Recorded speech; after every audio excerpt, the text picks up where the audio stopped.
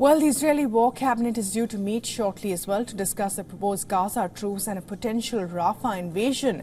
This will reportedly be followed by a wider security cabinet meeting. This comes at a time when negotiations are on to secure a hostage deal with Hamas.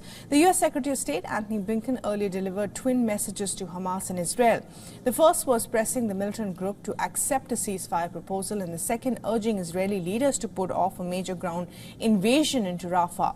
Even though Israel and Hamas have been talking for months about a deal to release the hostages and to halt the war, they haven't agreed on a renewed ceasefire. Israel has been a reluctant negotiator.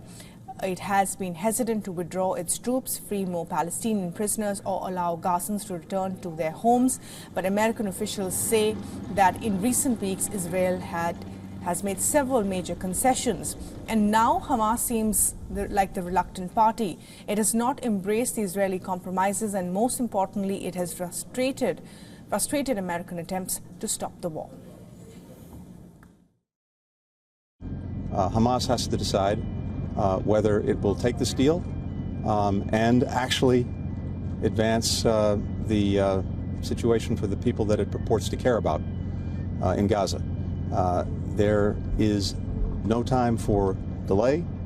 There's no time for further haggling. The deal is there. They should take it.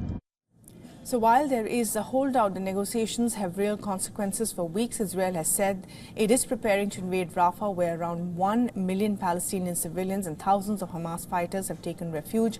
Benjamin Netanyahu yesterday pledged to strike Rafah with or without a hostage deal, potentially endangering thousands of civilians. But the ones involved in mediation, which include the Americans, Egyptians and Qataris, worry that Hamas appears willing to sacrifice even more Palestinian civilians, and its officials believe that the deaths in Gaza could rise because of and diminish the support for Israel worldwide. Our correspondent Jody Cohen has sent us this latest report on the potential ceasefire and negotiation deal.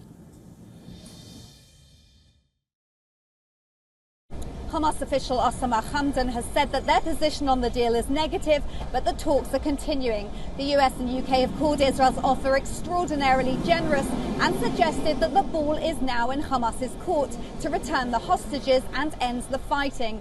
In the meantime, should Hamas refuse the offer, US Defense Secretary Lloyd Austin discussed Israel's plans with Defense Minister Yoav Gallant.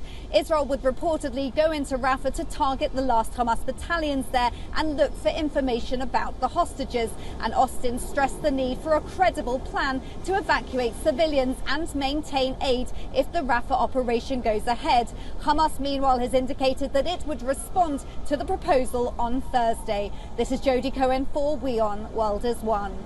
For all the latest news, download the WION app and subscribe to our YouTube channel.